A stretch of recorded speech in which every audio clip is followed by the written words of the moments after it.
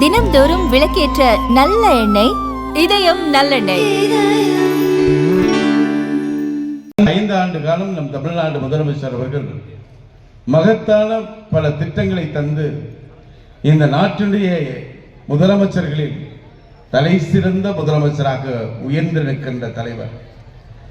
இந்த 5 ஆண்டு காலத்தில் அவர் ஆற்றிய பணிகளை சட்டமன்றத்தில் அவர் சமீபத்தில் உரையை நமது சட்டமன்ற உறுப்பினர் எடுத்து சொன்னார். தமிழக வரலாற்றில் தலைவர் கலைஞர் அவர்கள் பல்வேறு சாதனைகளை கொண்ட ஆட்சியை தந்தார்.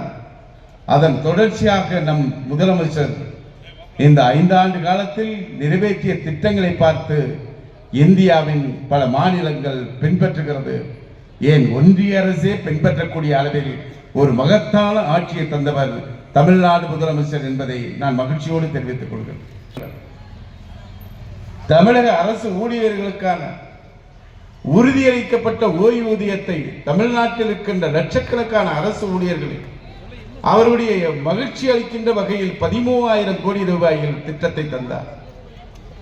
2,22,00,000 குடும்பங்களுக்கு தமிழர் திருநாளான பொங்கல் திருநாளை மிக சிறப்பாக கொண்டாடுவதற்காக 3,000 ரூபாயோடு ஒரு செங்கரும்பு, 1 கிலோ அரிசி, 1 கிலோ சர்க்கரை வழங்கி தமிழ்நாடு முழுவதும் பொங்கல் திருநாளை சிறப்பாக கொண்டாடுவதற்கான திட்டங்களை தந்தார்.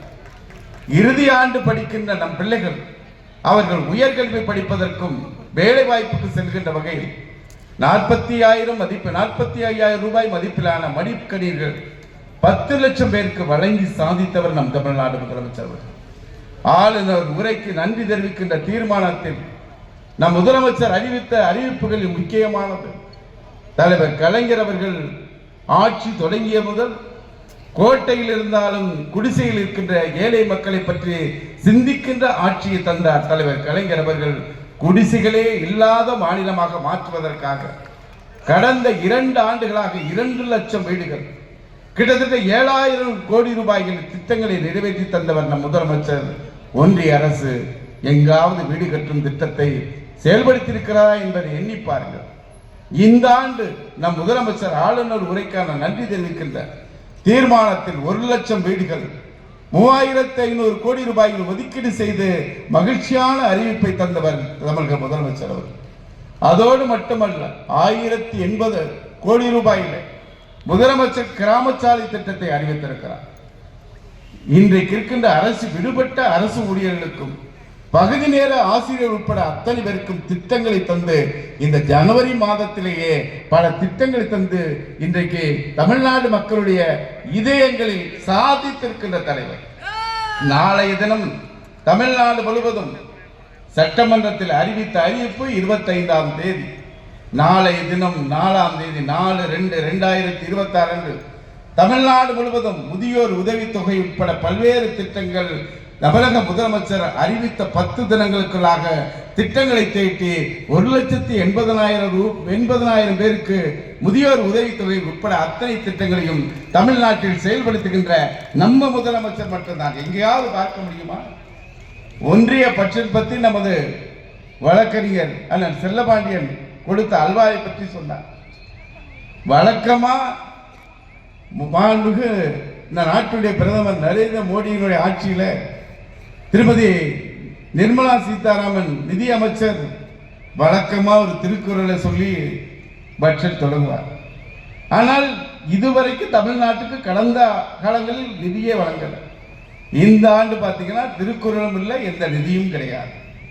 ஒட்டுமொத்தமாக இந்த பட்ஜெட் தாக்கல் செய்யப்பட்டிருக்கின்ற நிதி எவ்வளவு பார்த்தீங்கன்னா 54 லட்சம் கோடிக்கான பட்ஜெட்டை தாக்கல் பண்ணியிருக்காங்க. அதில் வருவாய் எதிர்பார்க்கப்பட்ட ஒன்றிய அரசுடைய வருவாய் எதிர்பார்ப்பு 42 லட்சம் கோடி, வருவாய் பற்றாக்குறை 16 லட்சம் கோடி.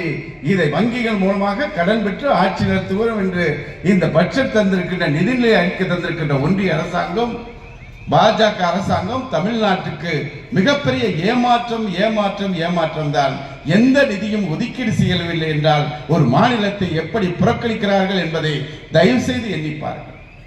பாரதிதாசன் வரிகளை நான் உங்களுக்கு சொல்கிறேன். சமத்துவம் தானே சமுதாய வளர்ச்சி, சமத்துவம் தானே சமுதாய வளர்ச்சி, சாதி பேதம் தானே சமுதாயத்தின் வீழ்ச்சி என்று பாரதிதாசன் குறிப்பிட்டு சொன்ன வரிகள் இன்றைக்கு நம் கண் முன்னால் நிகழ்ந்திருக்கிறது.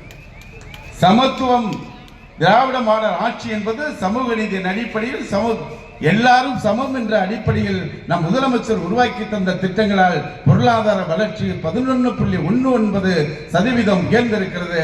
ஆனால் பாஜக ஆட்சி செய்கின்ற பல மாநிலங்களில் பொருளாதார வளர்ச்சி என்பது மிக மிக மோசமான நிலை இருக்கிறது. ஜாதியின் பெயரால் பாஜக ஆட்சி செய்கின்ற மாநிலங்கள் மிகப்பெரிய வீழ்ச்சியை சந்திருக்கிறது. தமிழ்நாட்டில் மட்டும்தான் சமத்துவம், சமூக நீதி என்ற அடிப்படையில் இன்றைக்கு பொருளாதாரத்தில் உயர்ந்திருக்கின்ற மாநிலமாக தமிழ்நாட்டை உயர்த்தி காட்டியவர் தமிழக முதலமைச்சர் அவர்கள். ஆக இந்த அளவில் புறக்கணிக்கின்ற ஒன்றிய பாஜக அரசை தேர்தலிலும் நாம் புறக்கணிக்க வேண்டும், அதற்கு தயாராக வேண்டும் என்பதற்காகத்தான் இது போன்ற கூட்டங்களை நாம் நடத்தி கொண்டிருக்கிறோம். திராவிட மாடல் ஆட்சி நடத்துகின்ற தலைவருடைய ஆட்சி என்பது இது வெறும் ஆட்சி அல்ல, ஏழைகளின் அரண். இது வெறும் அரசு அல்ல, தமிழர்களின் அடையாளம் என்பதை நாம் மறந்துவிடக் கூடாது. மீண்டும் நான் உங்களுக்கு சொல்கிறேன், தலைவர் நடத்துகின்ற இந்த திராவிட மாடல் ஆட்சி என்பது இது வெறும் ஆட்சி அல்ல, ஏழைகளின் அரண் என்று சொல்கிறோம். எப்படி 1,30,00,000 குடும்ப தலைவர்களுக்கு 32,000 கோடி ரூபாய் கலைஞர் மகளிர் உரிமை தொகை வழங்கியிருக்கிறார். பெண்களுக்கு கட்டணமில்லா விடியல் பேருந்து பயணம் 1000 கோடி பயணங்களை மேற்கொண்டிருக்கிறார். பல ஆயிரம் கோடி ரூபாயிலே மகளிர் சுய உதவிக்குழு கடன்கள், காலை உணவு திட்டம், நலங்காக்கு ஸ்டாலின், இல்லம் தேடி கல்வி, மக்களை தேடி மருத்துவம், தாய் மாணவர், அன்பு கரங்கள், அன்பு சோலை, இப்படி மகத்தான திட்டங்களை நிறைவேற்றி தந்த அந்த திட்டங்கள் தான் தமிழக முதலமைச்சருடைய திட்டங்கள் தான் ஏழை மக்களுடைய அரணாக இருக்கிறது. இப்படி செயல்படுத்துகின்ற இந்த திட்டங்கள் பல மாநிலங்கள், பல நாடுகள் எல்லாம் பின்பற்றக்கூடிய ஆட்சி தருகின்ற பொழுது இது தமிழர்களுடைய அடையாளமாக எல்லா இடங்களும் எடுத்து செல்லப்படுகிறது. தமிழருடைய பண்பாடு, கலாச்சாரம், வீரம் அத்தனையும் பாதுகாக்கின்ற இந்த தேசத்தினுடைய மிகச்சிறந்த தலைவராக உயர்ந்திருக்கின்ற தமிழக முதலமைச்சருக்கு நாம் அத்தனை பேரும் உறுதியாக அவருக்கு அரணாக நிற்க வேண்டும் என்ற உறுதியை இந்த கூட்டத்தின் மூலமாக எடுத்துக்கொள்ள வேண்டும். தப்பித்தவரி பாஜகவிற்கு அதிமுகவுக்கு ஆதரவாக இருக்கின்ற அத்தனை பேரையும் நம் தமிழக முதலமைச்சர் தலைவர், கழக தலைவர் தலைமையிலான கூட்டணிக்கு நாம் கொண்டு சேர்க்கின்ற அரும்படி நாம் மேற்கொள்ள வேண்டும். ஏனென்றால் தலைவருடைய ஆட்சி தொடர்ந்தால் இந்த திட்டங்களும் தொடரும். அது மட்டுமல்ல, தமிழ்நாட்டுடைய வளர்ச்சிகளும் உயரும். நமக்கு மட்டுமல்ல, நம் அடுத்த தலைமுறையை பாதுகாக்கின்ற மிக மிக முக்கியமான தேர்தல் என்பதை ஒவ்வொருவரும் மறந்துவிடக் கூடாது.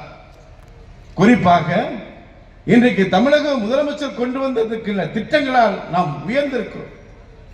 இதற்கு முன்பு நடைபெற்ற தேர்தல்கள், பல தேர்தல்கள் நடைபெற்றிருக்கின்றன. சட்டமன்ற தேர்தல்களில் அதிமுக என்று மாறி மாறி போட்டியிட்டு ஆட்சிக்கு வந்திருக்கிறோம். இதற்கு முன்பு நடைபெற்ற சட்டமன்ற தேர்தலுடைய நடைமுறை வேறு. இந்த தேர்தலை பொறுத்த வரைக்கும் ஜனநாயகத்திற்கும் சமூக நீதிக்கும் சவால் விடக்கூடிய தேர்தல், தாய்மொழி தமிழை பாதுகாக்க வேண்டிய தேர்தல். இந்த அறப்போரில் நாம் அத்தனை பேரும் ஒன்றாக பணியாற்றி வெல்வோம் ஒன்றாக என்ற தலைவருடைய கட்டளைப்படி மாபெரும் வெற்றியை, மகத்தான வெற்றி என்ற உறுதியோடு இந்த கூட்டத்தை விட்டு நாம் செல்ல வேண்டும். தமிழக முதலமைச்சரும் தமிழக துணை முதலமைச்சரும் இன்றைக்கு இந்த தேசத்தில் இருக்கின்ற மாநிலங்களில் தமிழ்நாட்டை நம்பர் 1 மாநிலமாக உயர்த்தி பிடிக்கின்ற அந்த தலைவன் பின்னால் நாம் அனைவரும் படையெடுப்போம், பயணிப்போம், வெற்றியை தலைவரிடத்தில் ஒப்படைப்போம் என்று கூறி விடைபெறுகிறேன்.